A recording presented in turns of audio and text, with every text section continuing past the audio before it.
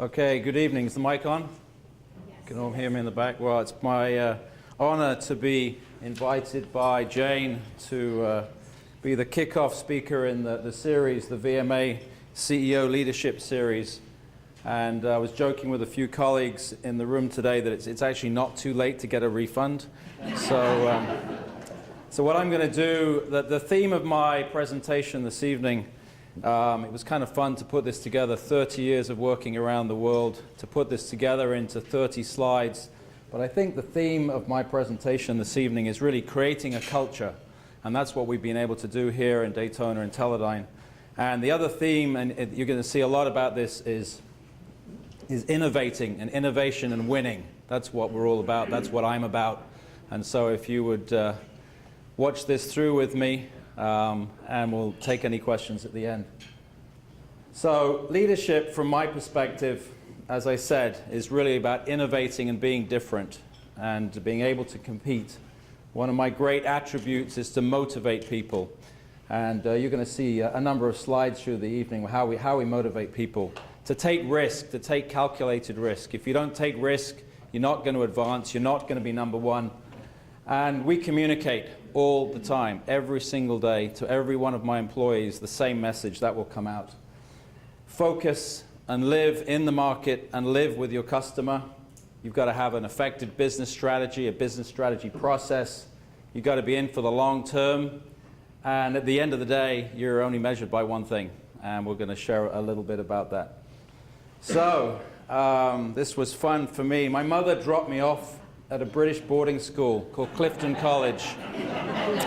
She forgot to tell me it's for boarding only, and I arrived there at the age of 8. It's in Bristol in the UK, and it's full of international kids. And if I look back, that's where I first got to meet the kids from Malaysia and Hong Kong and Thailand. I was kind of intrigued by that. I stayed there for 10 years, and I graduated on to the city of Birmingham, Aston University. And there I did my first intern with the company Raychem. And then I was very privileged when I was working in Belgium to be sent to the business school in Paris, INSEAD, and then one of your more famous schools over here in Boston, the Harvard Business School. So I've had an interesting educational background. A couple of notes, there's two very famous people that went to school a couple of years ahead of me. One of them was a Monty Python, John Cleese. And the other is Kate Middleton's father, was actually in the same house. So he's the grandfather of the future King of England. So this was fun too. It turns out after 30 years of business, I've been able to do business in 30 countries, and that represents at least 30 cultures. That was fun for us to count that up, but you can see from Rio de Janeiro to the Great Wall of China, to my Australian friend in the room, to the USA. I've been very privileged to travel the world and learn about the different cultures. And we bring that cultural effect back to our company so our people learn how to do business around the world.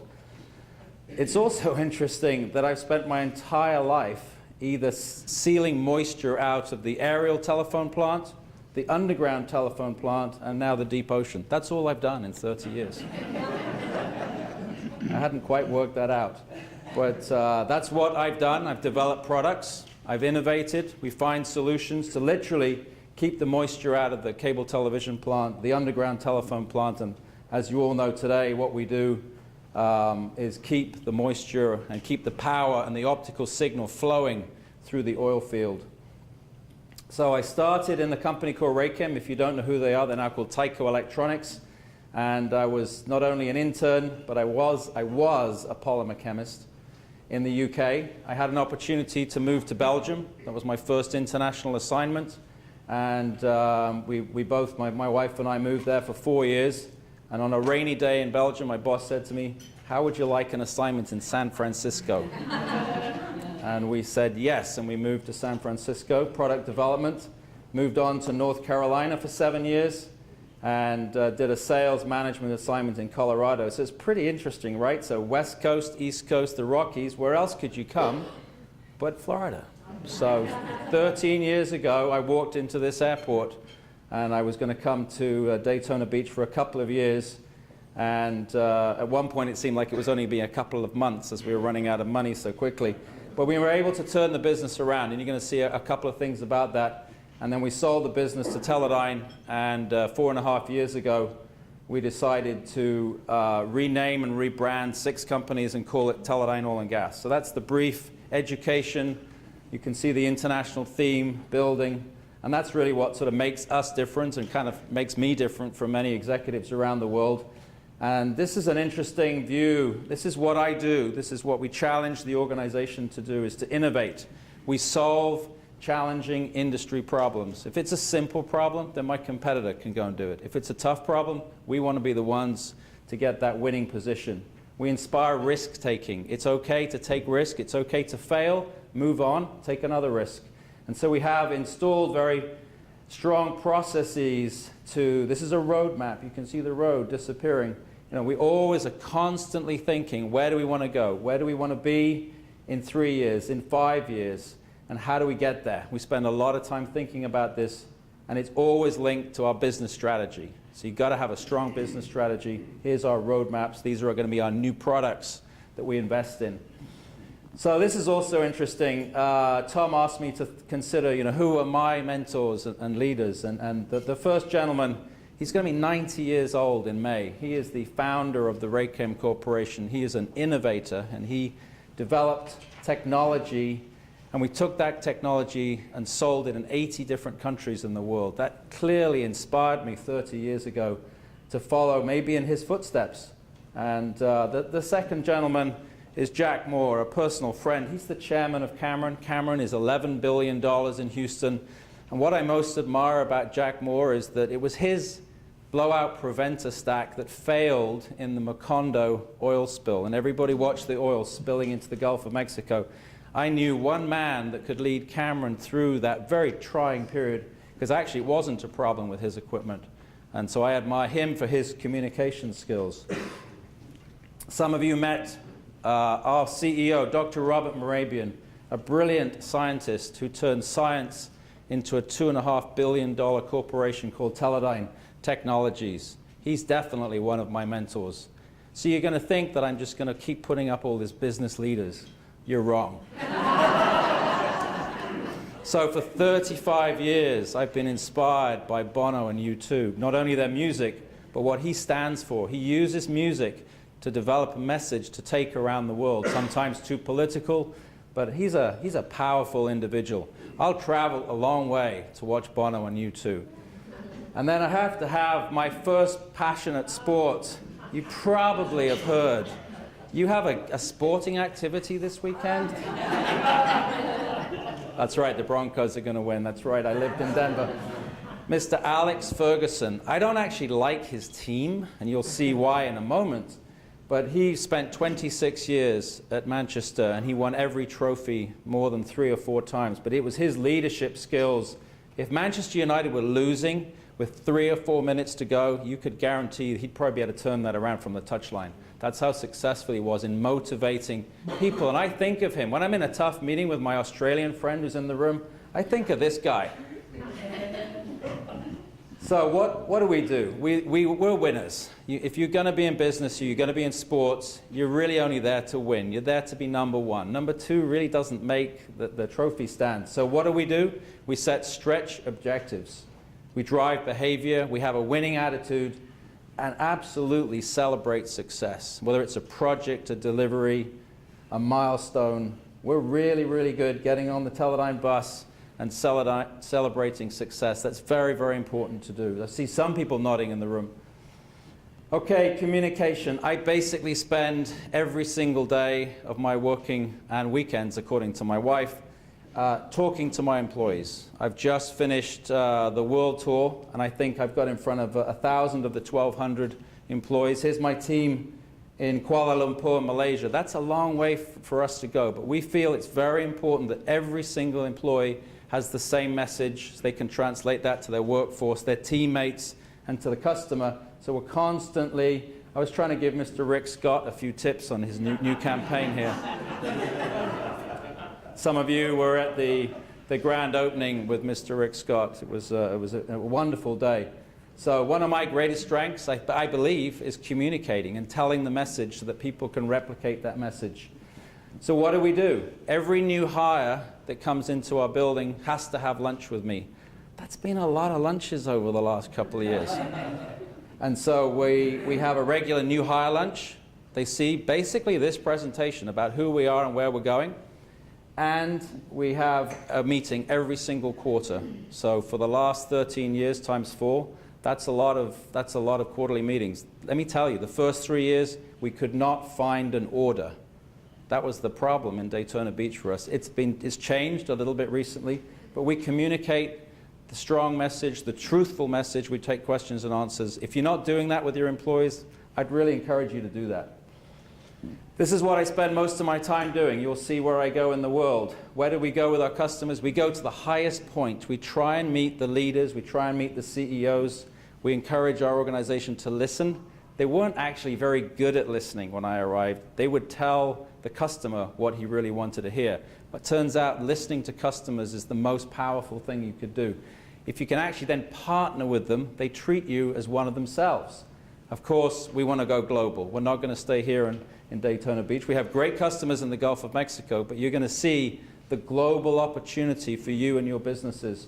These are some of our customers. You may have heard of one or two of them. And we spend a lot of time going to visit them, but most importantly, you'll see later on, attracting them here to Daytona Beach into Volusia County. That's the most important thing. So my primary passion is a football team in Birmingham. You'll recognize the color coordination tonight.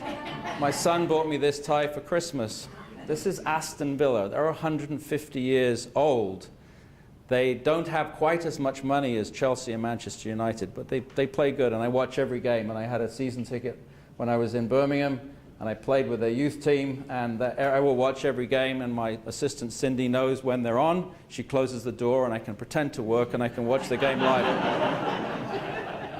We were meant to keep that a secret, Cindy, by the way. Then I have been known to be a real pain in the neck when the Europeans play the Americans, and we have a wonderful record of European Ryder Cup. The reason I put this slide up is that typically our 12 players from Europe are not quite as good on paper or individually as the 12 Tiger Woodses and Phil Mickelson. Some of you are nodding. But let me tell you, on the Sunday night of a Ryder Cup, I'm a very happy guy at my golf club because I just won most of the money. So why do I put this up? The reason is sports, and we've all played sports. Playing sports in a team, I think, translates really, really well to a high-performance business team. You need a coach, you need a captain, you need a left winger, you need a quarterback, apparently, a linebacker. But there's no good if the team is not working in unison together. So translating, in my position, English football through individuals playing as a team into winning high-performance teams, that's what we do. And that's what our customers see us do, and that's why we gain market share. The other thing, when I was sent off to Belgium and then off to San Francisco, that gave me new cultural experiences and tremendous challenge. And what we've been able to do in the last 12 years here is have an office in our customer's premise in Norway, in Brazil, in Houston, and in Singapore and Malaysia, and of course in the UK. We have an embedded engineer working with our customers, specifying, of course, our equipment, saving them time, saving them money. If you can ever achieve that, get one of your employees embedded with your customer, it's a total winning strategy.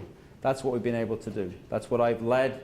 Many of these folks on here, I personally mentor. I sent this young gentleman from Daytona Beach 12 years ago to Houston. He's then got promoted to run Asia, and he's coming back in the summer to run most of our oil and gas business. And he absolutely, Mr. Shadi Awad, considers me as his mentor. It's a very joyful, privileged position to be, and I encourage you to do that for the younger folk.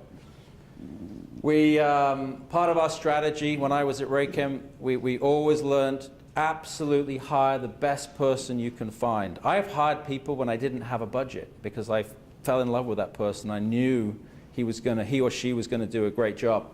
We're also privileged to have Cheryl Perot in the room, and she's a fantastic recruiter. So we hire the best, we go to the schools. When they come on board, we share the vision, They have lunch with me. Within 3 months, they know exactly what you know, where we're going as a company. And we encourage everybody to do their jobs and just do that little bit more and then reward them. Okay, so now once you have an effective business strategy, obviously, and all of us in this room, we have to balance the short term with the long term. So we have absolutely quarterly performance. We're a public company right now, so we have to hit our short-term goals, as many as you do, but you have to balance that with some of the longer-term strategies. And we took a big risk in Brazil, and I've got a slide coming up. So we made investments in Brazil from Daytona Beach. Very, very challenging. We've recently made a 3-year investment in Malaysia. And then in Europe, it's interesting, our number one competitor, they're British. And I know how to beat the British at their own game. And so we had very poor market share in Europe, and we decided to make long-term investments. And literally, over the last 12 years, we've grown from the number 2 to absolutely the number 1. But it's the balance between the short term and the long term. I think we do that quite well. Again, getting engineers embedded with the customer has really, really helped. Coaching and rewards. So I like to consider myself to be the coach. That's me on the left and the left. That's the coach. But you know, at the end of the day, you've also got to be decisive and take decisions. And if some people aren't working out, you have to move on. And I think that's a very important, you know, if you've got people in your organization that aren't meeting the strategy and the culture, then it's time to upgrade, do a little bit of coaching. Sometimes you have to move on. So this is a great story. I'd had a little bit of experience of doing business in Brazil about 20 years ago. So Petrobras, the state oil company, has a lot of reserves, and you need local content in country. You can't turn up as an American company and expect to do business in Brazil. So my customer, who is on the bottom left, said to me, how do we make a win-win partnership? And that's what I think we do really, really well. So what we said is, we'll put $500,000 of capital, which is that blue round thing on the left, into your facility, and in return, he'll give me 100% of his business. So we invested, couldn't really afford it, but we took the risk to put $500,000 of capital into a Brazilian plant, and in return, he gave me what will be over $20 million per year. So just think of that investment of putting $500,000 in. We now have my Brazilian soccer team down in Brazil. And just to let you know where the World Cup final will be, where England will be playing Brazil. I still haven't received my tickets yet, but we're working on that. So, but what a great story as we put this together to show that by making investment, by taking some risk, what the long-term reward and payback could possibly be. We had a fun opportunity several years ago. We were trying to get ready to sell the company, and we had an opportunity to meet Mr. Terry Bradshaw. I think you've heard of him. And he had a series on CNBC Squawk Box.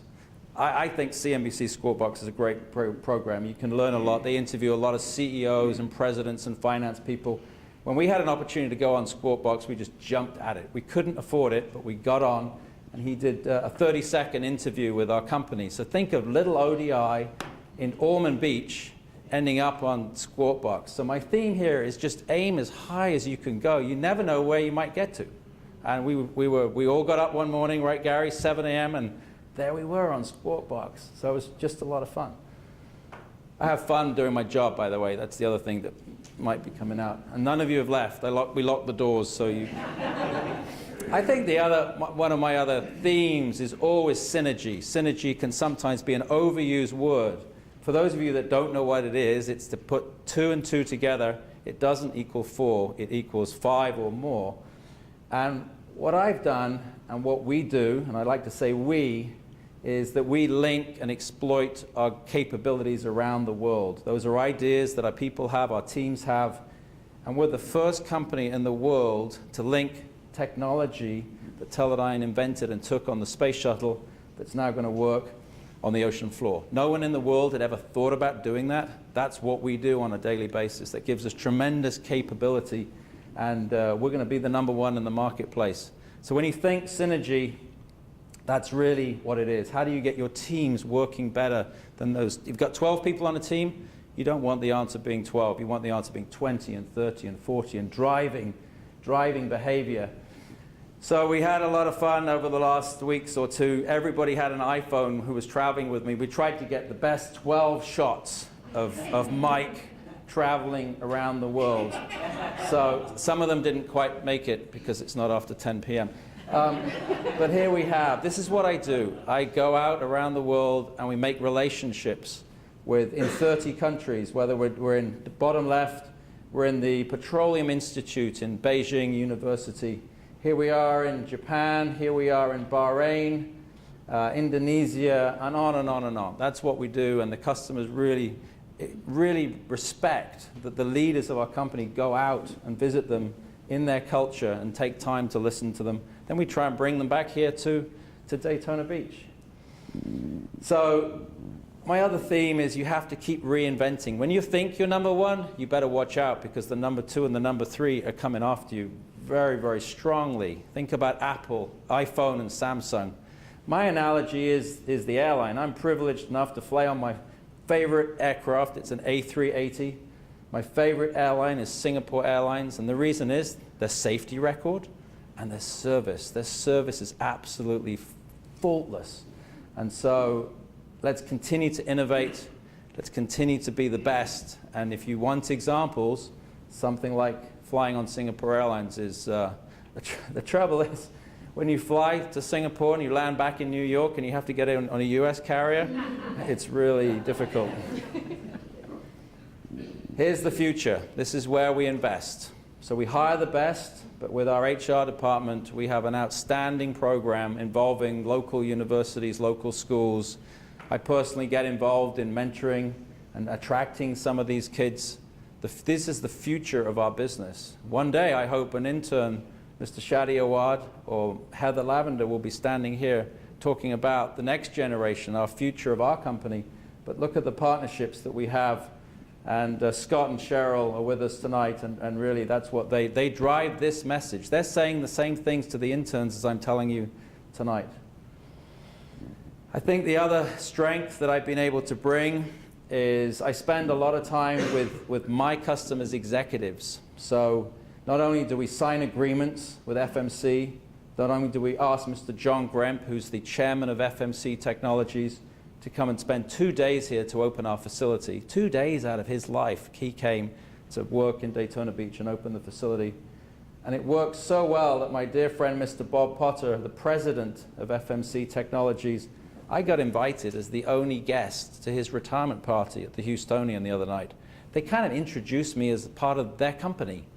And I think that's the ultimate, that I was the only supplier, but most of the people in the room thought I worked for FMC. So it was a lot of fun.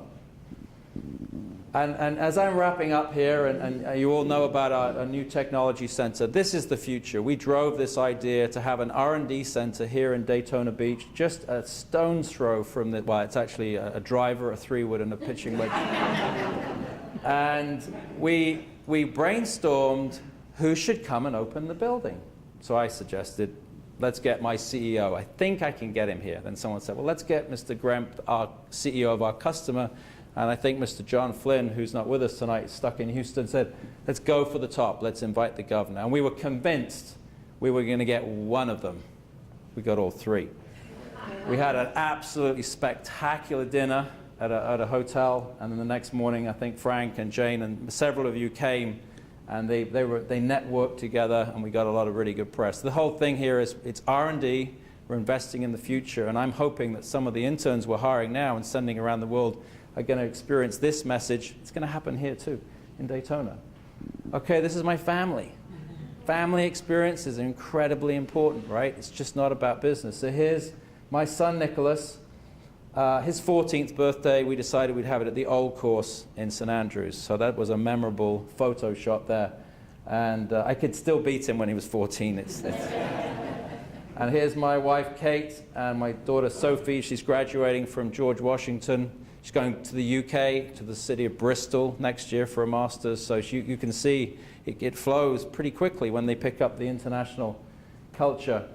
And then, for those of you that know me and my friends, this is my life. So we play a lot of golf in Scotland. We went to the Ryder Cup. Bottom in the middle is my son. He's grown up a little bit now.